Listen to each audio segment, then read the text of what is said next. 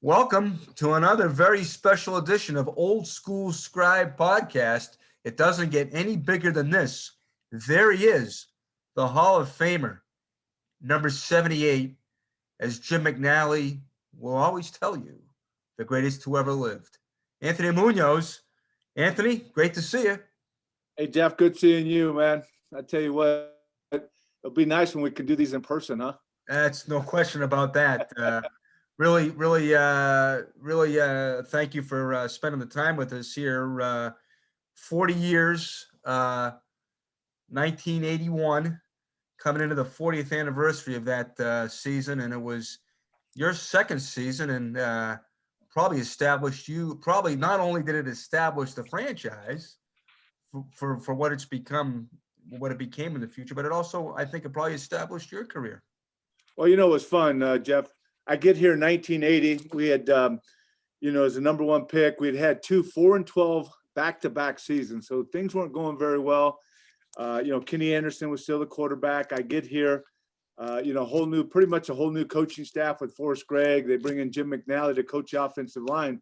So we have a fresh offensive line coach. We have some veteran linemen. Then they got a rookie like myself. And, we go through that first season, 6-10. But the main thing about it is we watched a lot of tape from the previous year's games, the opponents that we were playing, and it wasn't very pretty. But you could see the improvement from the 80 Bengals compared to the 78 and 79 Bengals with Forrest Gregg as a head coach. You could see that we were losing games close at the end. We only won 6 games, but I think we could have won maybe another 3 or 4. We lose some close at the end. So there was a lot of improvement. And, of course, come back my second year, new uniforms. You got the stripes, the wild stripes that Paul Brown incorporates into the team. And, we get off to a decent start. We weren't lighting things on fire. 5-2, we go to New Orleans, and they beat us pretty good, to make us 5-3 halfway through the season, which was a lot better than the previous year. Right. And then, of course, that month of November was amazing. It was just amazing that really – we just took off. As a football team, as an offense, as a defense, as a football team, we went 5-0. And not only 5-0, but we had teams beat by halftime. We had the Oilers 24-7 at half. We had the Chargers 31-10 at half. Really the closest game of those 5, we beat the Rams 24-10. We're only up 10-3 at half. We have the Broncos 28-7 at half, and we got the Browns 28-7 at half. So I think not only for the football team, but, for myself, first year making the Pro Bowl, I was, fortunate to be voted the offensive lineman of the year. And Forrest, I'll never forget, Forrest Gregg took me aside and said, he kind of took me outside of Spinney Field there when he got word that I made the Pro Bowl. And he said, congratulations, you're a Pro Bowl player. He said, let me just give you a piece of advice now. And I'm all ears. Here's you got the greatest player that Vince Lombardi said he coached. He said, now that you're a Pro Bowl player, not only every opponent will try to measure themselves against you, but every play out here on this practice field, your teammates on defense are going to measure themselves against you. So you've got to be at the top of your game every single play. And so that was pretty exciting. So it was a season that was amazing, going 6-10 and then winning it 12-4 and going to the Super Bowl. Very interesting, the coaches, and I'm talking about Forrest and I'm talking about Jim McNally. Now, Forrest, you guys, an interesting, I think you first met him when he worked you out for the draft, right? He came out to USC to work. Yeah, what was that like? Yeah, that's kind of become a legendary moment in Bengals history. I tell you what, first of all, not having played the entire season, I got hurt the first game, had knee operation, rehabbed. I played the entire Rose Bowl game. So that was really the only game I played my senior year. Now it was a matter of, okay, is he healthy enough? Is leg okay? So I knew exactly who Forrest was, man, coming out to work me out, the new head coach of the Bengals. They had the 3rd pick of the draft. I'm thinking, man, I got to really show him what I can do, because there are a lot of questions about me medically. I knew that he was a Hall of Fame tackle. He just, been, given the head coaching job at the Bengals. So I needed to prove that I could still move. And he put me through a good 1.5, 2-hour workout there at our practice facility. And I tell you what, I think it worked out pretty well. Now, did you put him on his back? That's a true story, man. Towards the end of the workout, he, like I said, he had put me through a lot. Yeah. And So one of the last things he goes, okay, Anthony, I'm going to be the defensive end. I'm going to rush you. You just react. And of course, I had a great offensive line coach at USC, Hudson Houck, who ended up coaching over 30 years in the NFL. And we were really on the cutting edge of doing a lot of things with our hands, punching, on pass, punching on the run. So I was used to keeping my hands nice and tight. And whenever a defensive lineman exposed his chest, I wanted to punch him in the chest. Well, Forrest kind of faked outside, came outside, and he exposed his chest. And I happened to catch him with both hands right on the chest. And really, hey, Geoff, the first thing that hit the ground was the back of his head. I mean, I'm thinking, oh, my goodness. I apologize as I reached over, and he looked up on the ground. He just said, that's okay, son. And he just kind of smiled. I'm thinking, okay, I don't have to worry about it. That was a good thing. And not only Forrest, but your position coach, Jim McNally, who had not coached in the NFL. Right. And he became such a revered figure among offensive line coaches. I remember when Walter Jones got into the Hall of Fame, I remember the night he got in, I remember him telling me that he watched the tape that I think you and McNally made tapes, right? And Walter Jones grew up watching those, and he ends up going into the Hall of Fame. So what was it about? I mean, Jimmy, if I'm not mistaken, he came from, he had coached at Boston College. I think he was coming from the ACC. Was it Wake Forest? Maybe? I think that's right. How did he become, one of the gurus?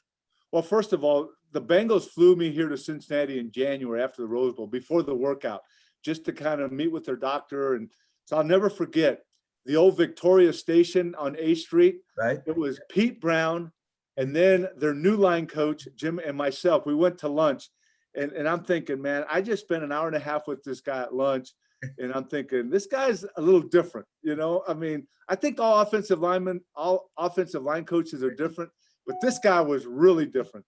So fast forward now, I get that phone call from the Bengals draft day, and the secretary actually asked me to hold, and it's Jimmy on the phone. And he's the one that tells me that they have drafted me. And the first thing that goes to my mind after I hang up is like, that's the same guy I had lunch with. I'm going, he's going to be my line coach. But no, I mean, the thing that made Jimmy, as far as I'm concerned, if not the best, one of the best line coaches ever, is his study, man, his ability to study and really incorporate technique and just be after it the entire time. I'll never forget one of the first things he told me and told us. He goes, I'm not interested in being a coordinator. I'm not interested in being a head coach. I just want to be the best line coach and have my linemen be the best linemen. So we knew then that it was all about just in the office, watching tape, technique. And that's what made him the best, man. It was like, I would be my first 2 off seasons. I lived in Southern California in the off season. He would call me at nighttime out there. I knew it was like 11 midnight here, and he'd be in the office studying stance, studying players. And he would call me because he knew I was going to go out the next day and run and do my technique. So I would bank it and I would do that stuff. But he was just constantly trying to improve the technique, not only technique, but the guy is amazing with strategy, line blocking schemes, not only run, but pass. And that's what makes him so great, is that his willingness and just laying it on the line, and the time and effort that he put into being the best. What drove you to be the best, Anthony? What drove you? What was it that made you? Well, I guess just opportunity. When you come, and you went back to my hometown, when you come from the environment I came from, we didn't have a whole lot. Athletics in school gave me an opportunity to go to school and play football at USC. I didn't want to mess it up. I wanted to take advantage and be the best. And I knew I hit some bumps in the road with surgeries in college, but because of the work ethic my mom showed us, working 2-3 jobs, she had rheumatoid arthritis for a lot of years. It was tough for her, and she held some tough jobs, but never complained, provided for her 5 kids. And I'm talking, Geoff, tough jobs, picking grapes out in the field. Just her. I mean, and it was packing eggs at a chicken farm. So it's that type of, upbringing that just, was ingrained into me. And when I had an opportunity, even with the injuries, it was like, I can't let that hold me back. I just got to keep grinding. I got to work harder than anybody else, because I knew what it was to be from that kind of environment. I didn't want to go back to that. So my whole thought process was it didn't necessarily have to be in football. I believe with that work ethic, I was going to be successful in whatever I did. And it was just, football was just a love of mine. And I had an opportunity. And it was just a knee operation. I had to rehab and get the strength back. So that's what drove me. And then when the Bengals drafted me, it was like, okay, now I have to prove not to anybody else, but I have to prove to Paul Brown, this team, that they made the right decision. Because I heard the noise. I mean, I heard this guy can't even make it through a season. This guy gets hurt all the time. Right. So with my weight training, with my running, as you know, with everything, my technique, I was going to make sure that my body was physically fit.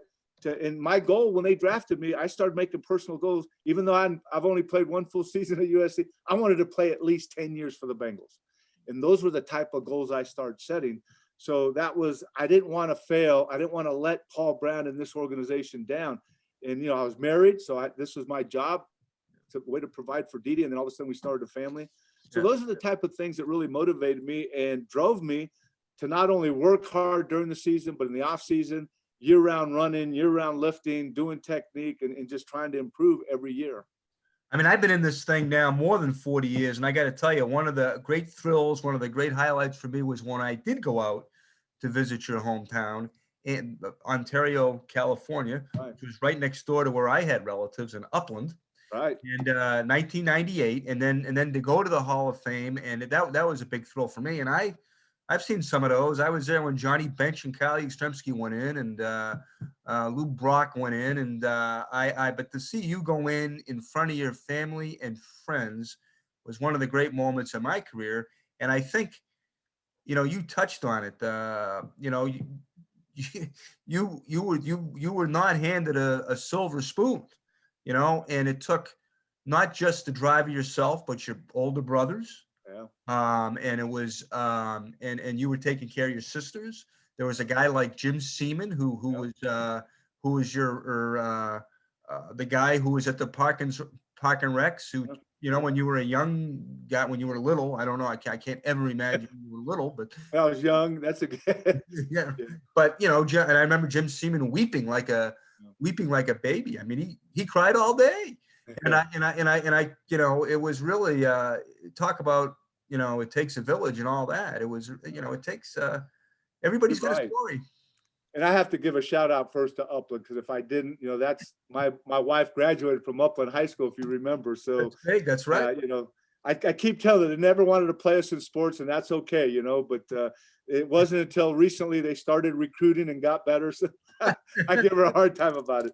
But you're right. I mean, it was all those people you mentioned, from early age with mom. I mean, really, providing for us, giving me opportunity once, like during the school year to go out and play baseball if my homework was done.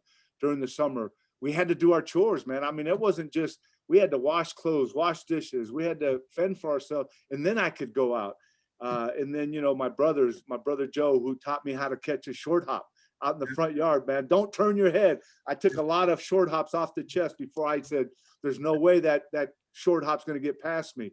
I got to play baseball with him and Tom. And, then I meet Jim Seaman at the age of 7, who would open up the shed, throw out the bases, and not just play one game. You hear a great day for 2. We'd have great days for 3 at times, because we would play multiple parts, so him playing for him in high school, and teachers and, relatives. My uncle, my mom was one of 10, one of my uncles that would pick me up after a Little League game and take me out to dinner and buy me a pair of pants. So you're right. It was, that's why, Geoff, when you hear people get accolades, and before they get accolades, they refer to them as self-made, I laugh, because I've yet to meet anybody that has been successful that is self-made, because you just, and when this self-made person gets an accolade, what is the first thing they do when they go up to receive it? They thank a whole community, like you're saying. I have a lot to be thankful for. And the great thing about it, I mean, I graduated high school, 45 years ago, there in 76, to go back and be engaged with my high school and to do camps at my high school, and to still have guys like Jim Seaman and Gary Ovid, who was one of my early baseball coaches who played for Jim Seaman. Still have individuals in the community that can go back to, and we connect and try to impact the kids there. And, even though Cincinnati's home, I've been here 40 years now. When I go back to Ontario, it's still like going back to home. I also remember that day when you asked the Bengals offensive line to stand. And I remember all those guys standing up, and Right.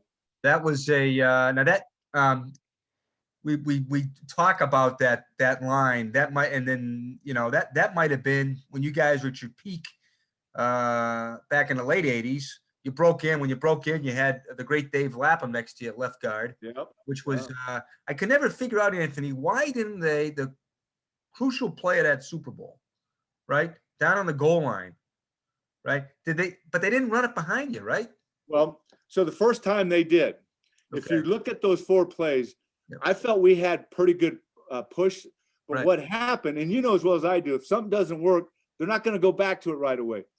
I forget who it was. We had a motion man, and he missed the corner coming off the edge, who came inside and basically made the initial stop. But I thought we had a pretty good push. We had the flare pass to Charles Alexander that Dan Bunce makes that tackle. Probably the only tackle he makes in his career, and he stops Charlie right in his tracks. How many times does a 235-pound running back get stopped and not fall forward for 1 yard? And I think we ran another couple up the middle and one to the right. But the first play was to the left side, but it was our motion man. I forget. I'd have to watch the play that really missed that guy coming off the edge there. How much of it was playing next to Lap those first couple years? How much did that help you? I tell you what. So he was already in his. He was a veteran. I mean, the guy, as you know, very intelligent, very smart, really good player. So to come in as a rookie, and you know how fast they feed you. We didn't have OTAs and stuff. We had one mini camp. And then we went to camp. We went in Friday night, and then Saturday morning we were in full pads. And you had to perform. To have Dave Lapin next to me was just so valuable. I mean, not only at the beginning, but my first 4 years I played next to him. So it was like having a coach next to you. I mean, he's very smart. I think his physical ability really gets overlooked by his intellectual ability, because he was a very, very good player. And then, of course, he signed and went to the USFL. But I'm very thankful that he was here for those 4 years. Was not getting in on those 4 downs? Do you think that was do you think you guys win if you get in? Oh, I think, you look at those 4 downs and the 2 squib kicks before halftime. Yeah. But because if you look, and there's certain things you want to forget, but if I'm correct, at that point, the second half, we had 8 first downs and the 49ers had 0. So we came out, but they got 2 field goals in the second half, and that was the difference. Yeah. I think that would have, if we score that time, I really, truly believe we would have kept that momentum going. And we, you never know. You could say we should have, could have, would have, but I really think we could have won that game. Yeah. Do you think? Let me ask you that. You are a member of the Hall of Fame. The only Bengal who's a member of the Hall of Fame. If you guys win that game, do you think Kenny Anderson or Kenny Riley is in? Well, you hate to think that way, because I believe they should be in regardless to that game or not. But looking at things now, you're probably correct in saying if we win that, both those guys are in there. There's no reason why, even without winning that game, that they shouldn't be in. But I believe if we win that, Anderson and Riley are sitting right there, 13 and 14 with 78. How did your life change, Anthony, when you went into the Hall of Fame in 1998? Well, I think, you forget what number you wear in your playing career, because nobody cares about the number you wear. It's like Anthony Muñoz, can you put your Hall of Fame year? You're just referred to differently. I mean, the Hall of Fame's always added to your name. I mean, it's not just, retired NFL. It's not even retired NFL. It's always NFL or, Pro Football Hall of Famer Anthony Muñoz. So I think that, and I think visibility probably, as an offensive lineman, increased more nationally, probably because of that. I was always one that really didn't go after the national notoriety. It was more of the local, what I was doing here. Got some great opportunities, promotionally here locally, which I'm thankful for because of what I did on the field. But, I think nationally it's added because that HOF 98 is on the back, attached to my name. And you're very involved there, and I know you enjoy it. Does it feel like another new team? I know that it does. It really does. I mean, I'm fortunate just the last several years We have an assistance fund there. I'm on that board. And then 3-4 years ago, I replaced one of the 2 Hall of Famers that are on the actual Hall of Fame board. So it does feel like a team. I mean, guys that you battled against, guys that you watched play when you were growing up, guys that after retiring you watched play in the league.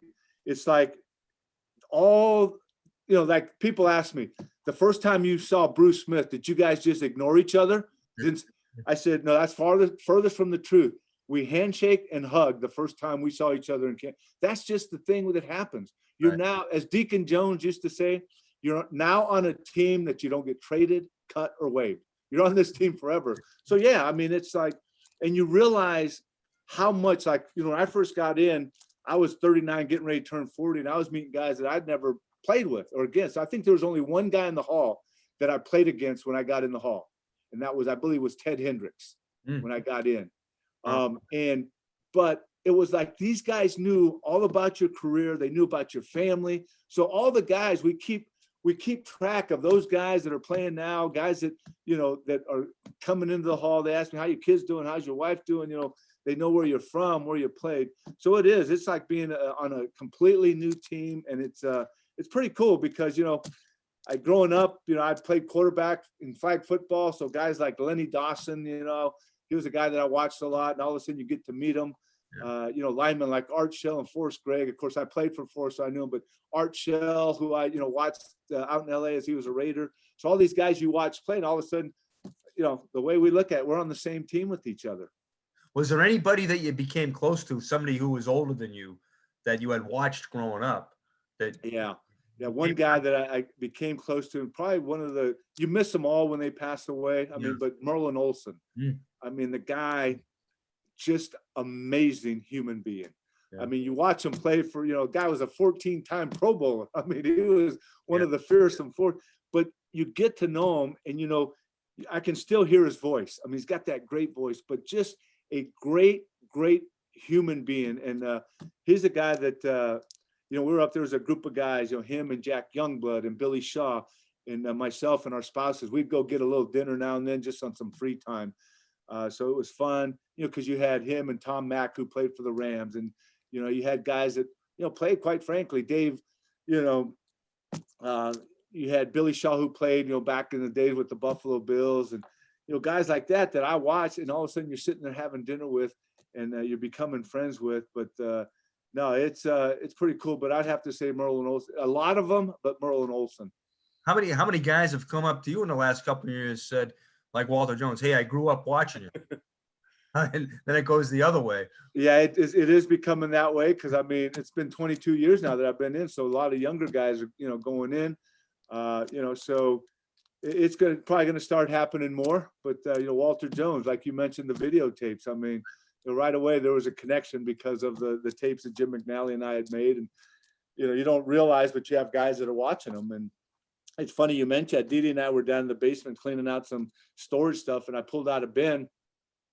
It had pictures of all the guys that you just talked about at the Hall of Fame that I asked to stand up. Right. I had a couple of those videos that, Jim McNally and I made that are still in there that I need to get out of, the VHS mode and probably transfer them over and get more updated. But, you start looking at that stuff and you're like, oh my goodness, here's, the great memories that we're talking about. I have it documented with pictures and videotape.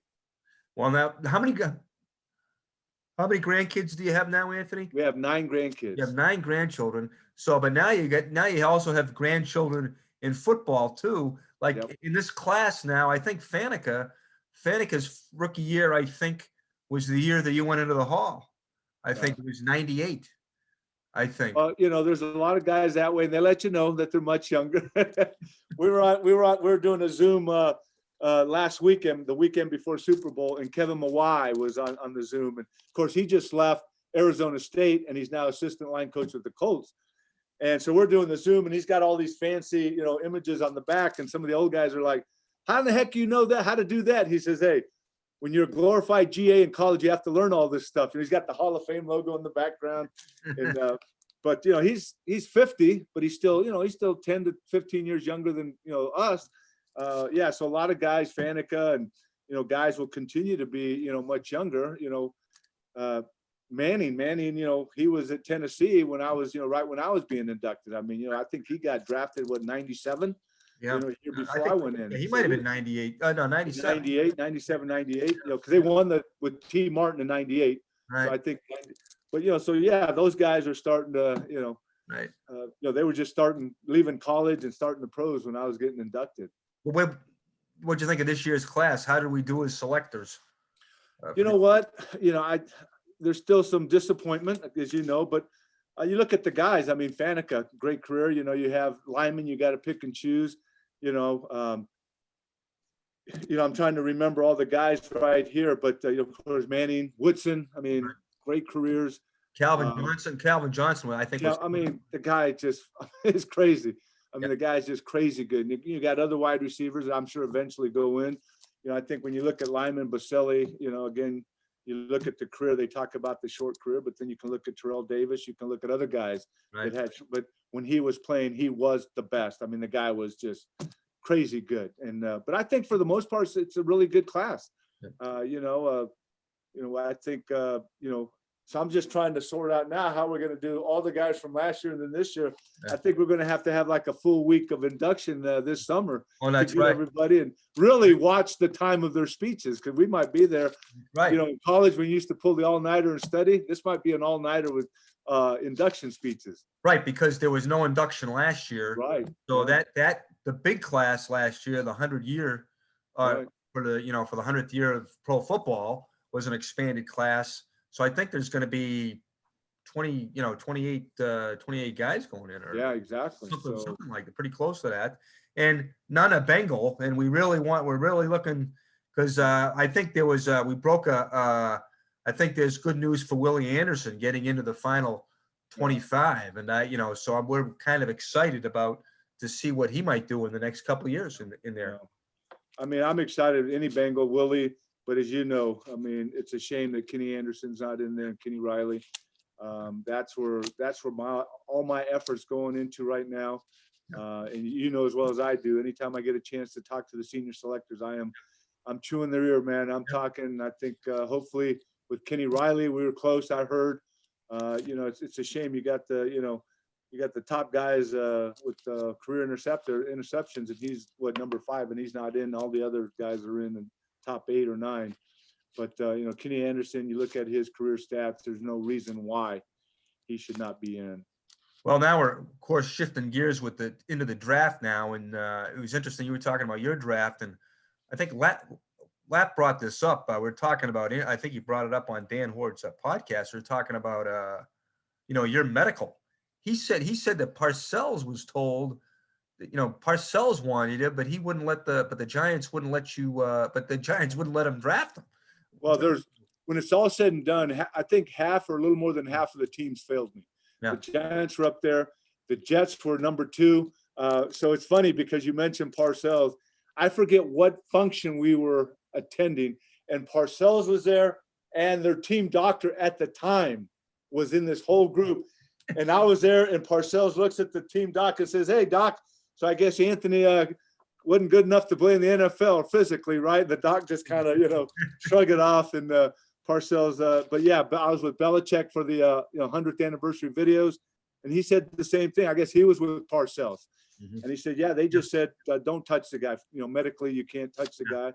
But there was like anything else. A lot of times it just takes one, and it took one team to say, "Hey, we're going to draft you," and I'm thankful. Always be thankful to the Bengals. But you're right. That is an accurate statement that a lot of the teams had failed me.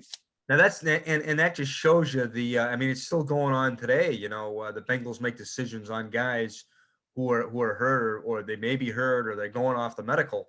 It's not an exact science. Exactly. Yeah.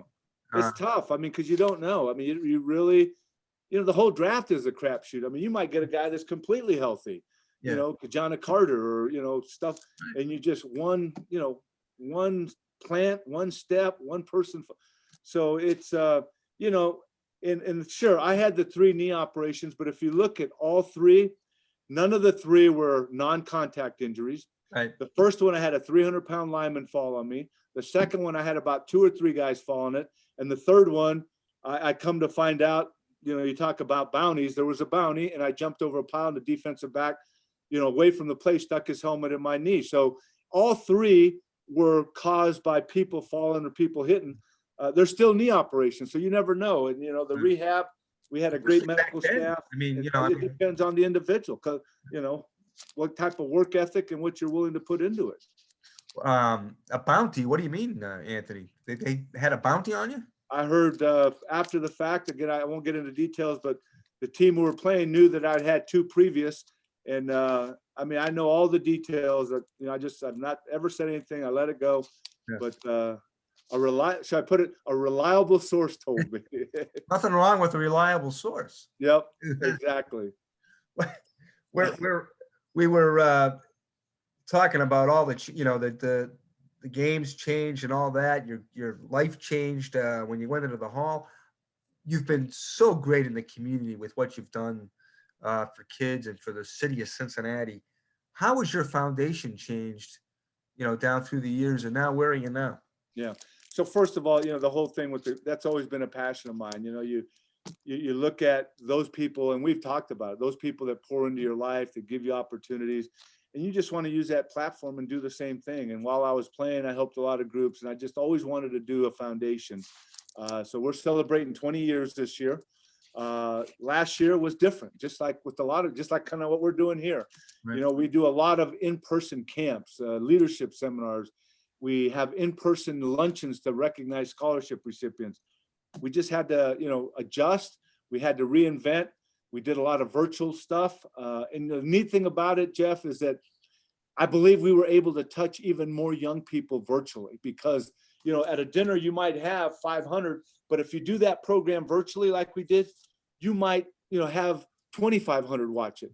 If you're doing a youth leadership seminar with 1,300 high school students, we did it this past year and we had 2,500. We had schools in California. We had middle schools using it. We had entire schools using our assets with all the, so you learn to really adjust. And the great thing about it, and it speaks volumes to this business community, we were able to keep all our corporate partners on board for our golf, for our dinner, for our youth leader seminar. So the crazy thing about it, we did our golf. We just, instead of a shotgun start, we did tea times. We did more of a watch party for dinner, and we brought the kids in. For that weekend, out of the previous 18 years, we actually netted more this past year under the pandemic than we did the previous 2 years. So, and then now we can use a lot of the stuff that we've learned how to do moving forward. Sure, we want to get back to our overnight camps, bringing kids to camp. But if we got to do one day, then we do multiple days. We do this community, that community, and we still get a chance to reach these young people. So I have an amazing staff, that just some young people with creative minds. I have the most amazing board, engaged board, that are leaders in this community that help out with a lot of the stuff. And then, like I mentioned, our corporate partners continue to allow us to do what we're doing. We're celebrating 20 years. This past month, the month of January 2021, might have been one of the biggest months financially that we've had, if not in the 20 years, maybe in the last 15 years that we've been in existence. Well, I know why the corporate partners are sticking with you. There's no sure shot. There's no more of a sure shot than Anthony Muñoz. Well, I appreciate that. One of the things that I love doing, and this is my passion. I'm in my office where I have my staffs and stuff. This is like my full-time job, but I don't take a penny from it. I'm referred to as the senior intern, and because we have 4 to 10 interns, local interns from colleges that work with us. So I do everything but sign in and log my hours. But when I'm in town, I'm here. I'm totally engaged.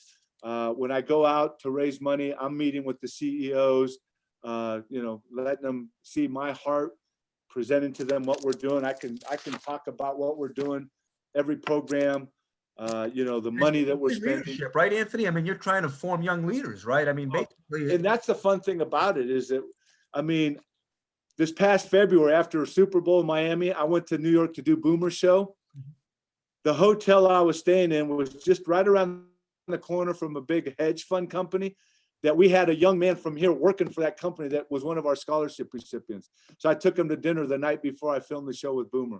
We have, I mean, You are. I mean, we got kids that are leading now multi-million-dollar companies that were some of our scholarship recipients. We have interns that are here working with us, that we go to a company to let them know what we're doing, how they can help. And we have interns that are working for these companies in the city here. So, that's the great thing for us, is really connecting, building, and then, us letting us see what a small part we are in these young men and women's lives as they go on and they're productive, successful, great U.S. citizens, and if not in this great community, but around the country.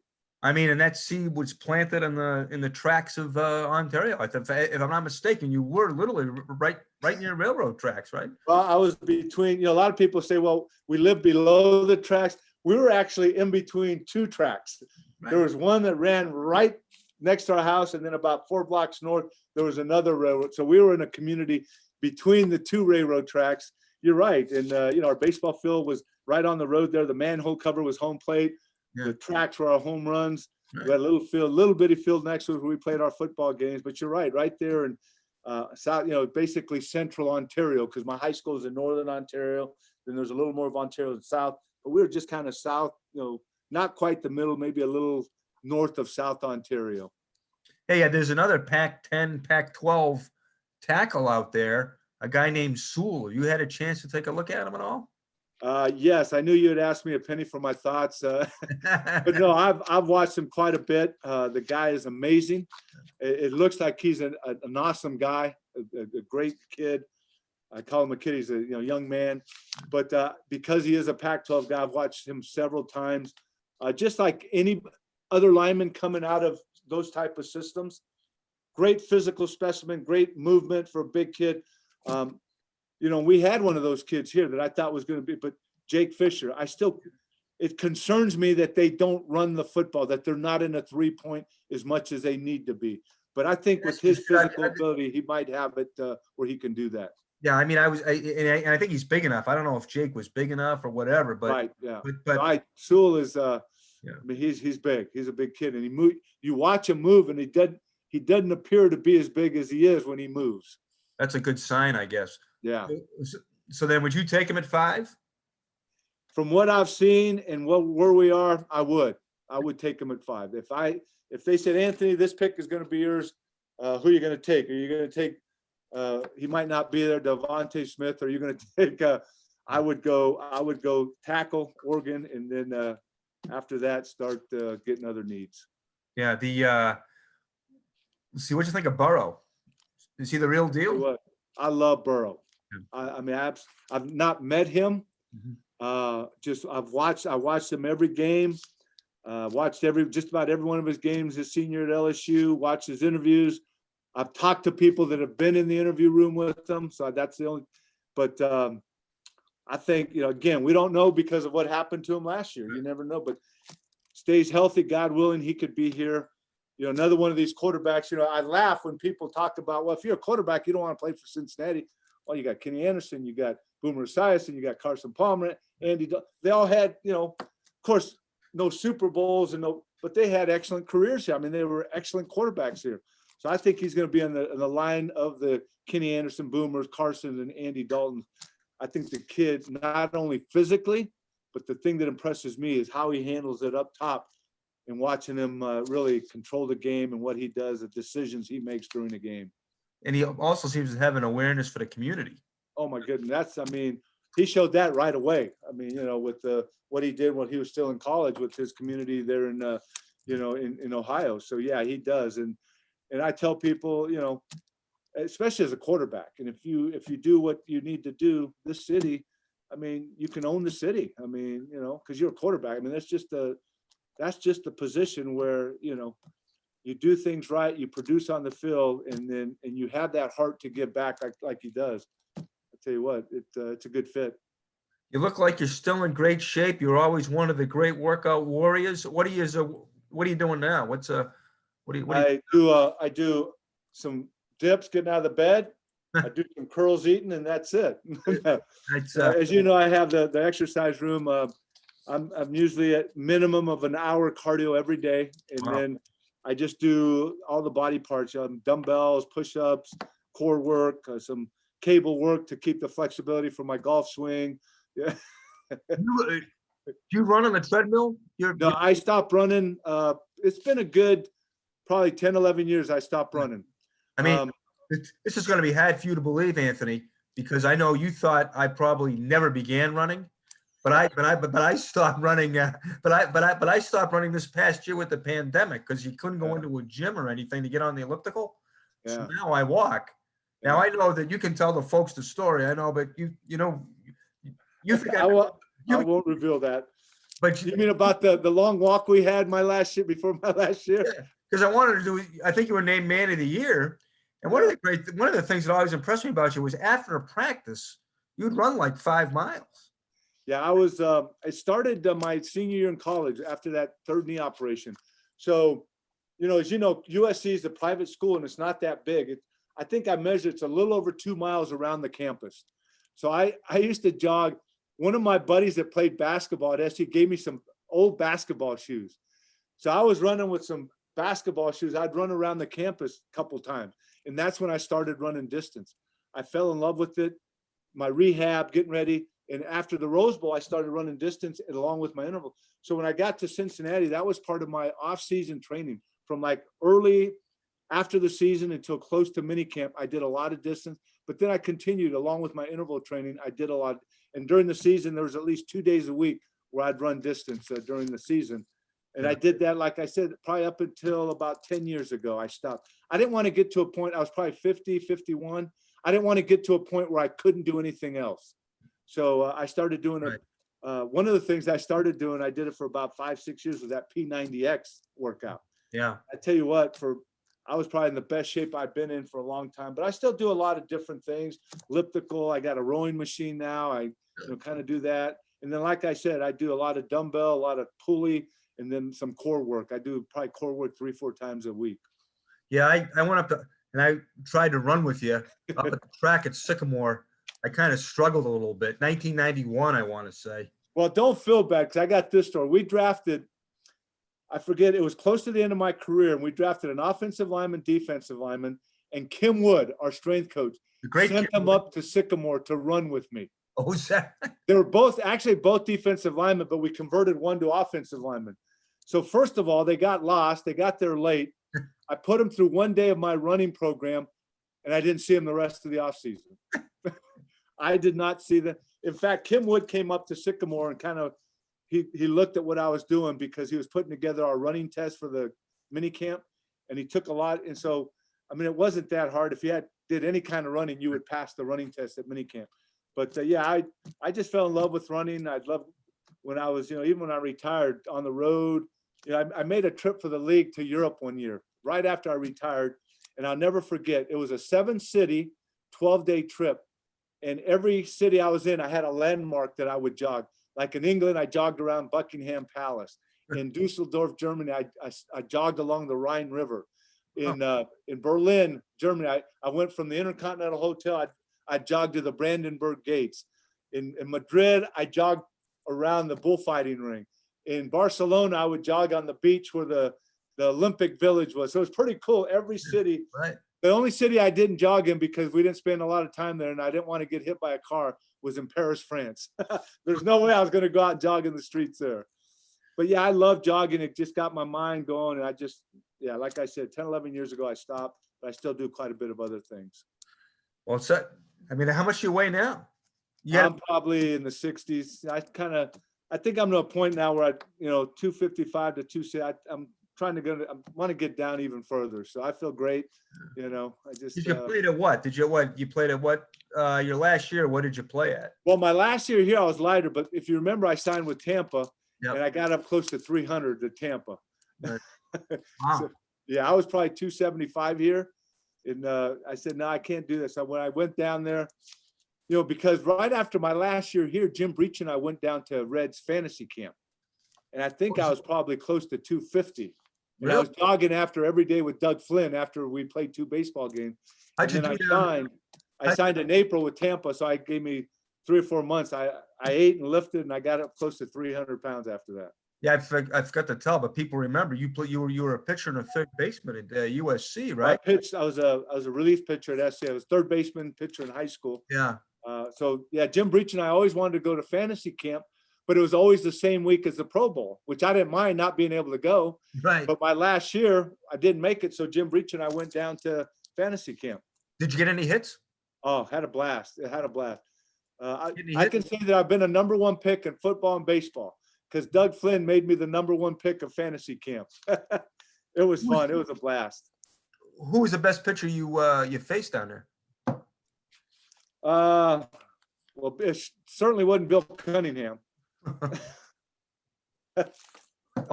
forget. It was so long ago. Did you face? I took Bill deep. Okay. I took Bill off the warning track. You did. Wow, that's pretty good. All right, well, that's a good note to end on. Yeah, it was fun. It was a lot of fun. Well, listen, it was always fun. Whenever we get talking, we can go all day. So anytime you want to just chat.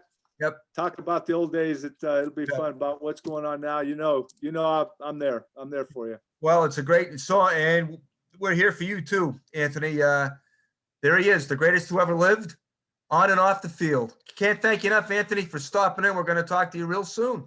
All right, Jeff. Hey, always great talking to you. Have a great day. You too.